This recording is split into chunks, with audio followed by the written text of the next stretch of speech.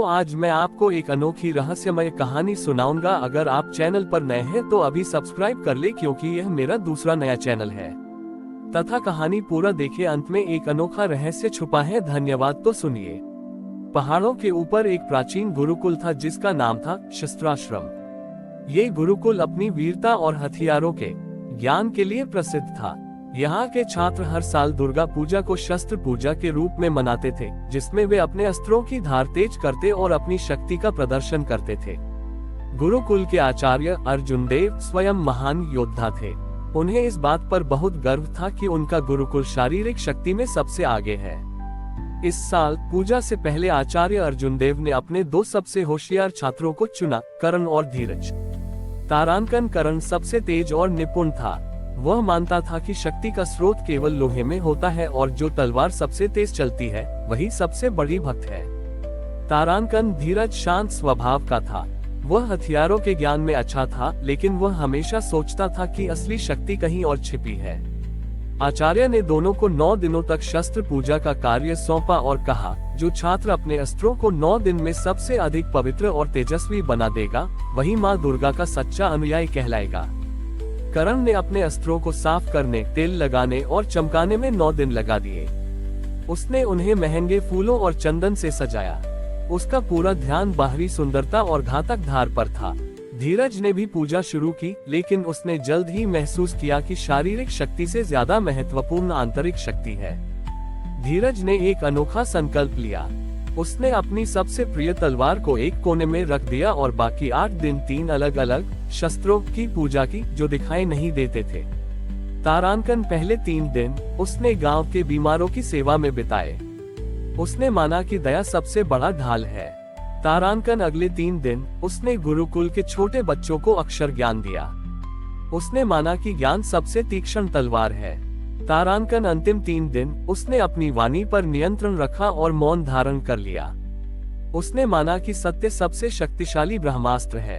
9वें दिन आचार्य अर्जुन देव ने दोनों छात्रों को अपने अस्त्र दिखाने के लिए बुलाया। करण ने अपने चमकीले और घातक अस्त्र प्रस्तुत किए। आचार्य ने उनकी बहुत प्रशंसा की। जब धीरज की बारी आई तो उसने अपनी धूल भरी तलवार प्रस्तुत की।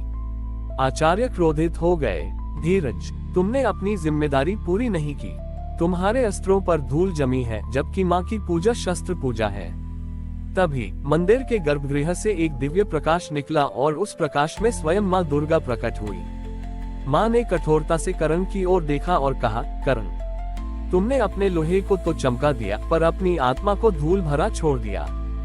तुम्हारे अस्त्र केवल घात करना जानते हैं, रक्षा नहीं। फिर माँ ने धीरज की धूल भरी तलवार को छुआ। तलवार तुरंत सोने जैसी चमक उठी। माँ ने मुस्कुराते हुए कहा, धीरज ने अपनी पूजा में शारीरिक शक्ति नहीं बल्कि आंतरिक शक्ति को जगाया। उसने दया को ढाल, ज्ञान को तलवार और सत्य को ब्रह्मास्त्र माना। ये ही नवदुर्गा के वास्तविक अस्त्र हैं। आज से ये गुरुकुल केवल लोहे के शस्त्रों को नहीं बल्कि दया, ज्ञान और सत्य की आंतरिक शक्ति को पूजेगा। आचार्य अर्जुन देव और करण को अपनी भूल का एहसास हुआ। उन्होंने उस दिन से अपने गुरुकुल का नाम बदलकर आत्म शस्त्राश्रम रखा। ये कहानी हमें सिखाती है कि माँ दुर्गा की शक्ति केवल बाहरी अस्त्रों में नहीं बल्कि हमारे हृदय की कोमलता, बुद्धि के प्रकाश और सत्य के बल में समाहित है। अर्जुन देव को गहरा आत्मबोध कराया। उनका वर्षों पुराना शारीरिक बल और शस्त्रों के ज्ञान पर आधारित अहंकार पूरी तरह टूट गया। उन्होंने तुरंत अपने सबसे प्रिय और तेज धार वाले अस्त्रों को मंदिर के सामने रख दिया और अपने दोनों शिष्यों करण और धीरज से क्षमा मांगी। आचार्य ने घोषणा की, आज से शस्त्राश्रम का उद्देश्य केवल युद्ध जीतना नहीं होगा बल्कि आत्मा को जीतना होगा। हम अब दया, ज्ञान और सत्य को अपना मुख्य अस्त्र मानेंगे। हालांकि इस बदलाव को स्वीकार करना गुरुकुल के बाकी योद्धा छात्रों के लिए आसान नहीं था। उन्हें लगता था कि उनके आचार्य अब कमजोर हो गए हैं। कई छात्र गुरुकुल छोड़कर जाने लगे। इस बीच करण, जिसका घमंड टूटा था, अब अहंकार की जगह शर्मिंदगी और निराशा से भर गया। वह सोचने लगा कि अब बिना हथियारों के वह एक सामान्य व्यक्ति रह गया है और उसका कोई मूल्य नहीं है। एक दिन जब गुरुकुल लगभग खाली हो चुका था, पास के राज्य के एक क्रूर लुटेरे गिरोह ने गांव पर हमला कर दिया। गांव वाले मदद के लिए भागकर गुरुकुल आए। आचार्य अर्जुन देव के पास अब केवल धीरज और कुछ ही छात्र बचे थे। लुटेरों के पास आधुनिक और घातक हथियार थे, जबकि गुरु छोटे ऊला के छात्रों के पास केवल उनके पुराने जंग लगे अस्त्र थे, जिन्हें वे अब पूछते नहीं थे। कर्ण, जो गुरुकुल के एक कोने में उदास बैठा था, ने हथियार उठाए और आचार्य से कहा, गुरुदेव, अब ज्ञान और दया की बातें नहीं, लोहे की तलवारें चलानी होंगी। मैं जा रहा हूँ।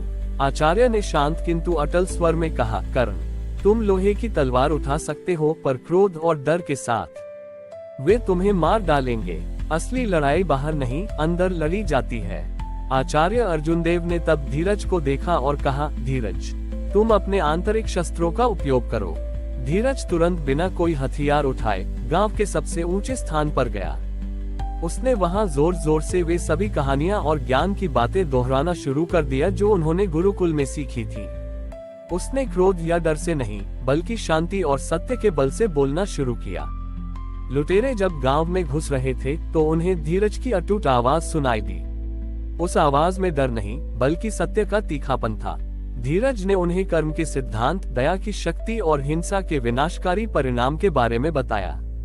लुटेरों ने सोचा कि यह कोई साधारण व्यक्ति नहीं, बल्कि कोई दैवीय पुरुष है। धीरज की आवाज की निर्भीकता और उसके शब्दों के ज्ञान ने लुटेरों के मन में पहली बार संशय पैदा किया।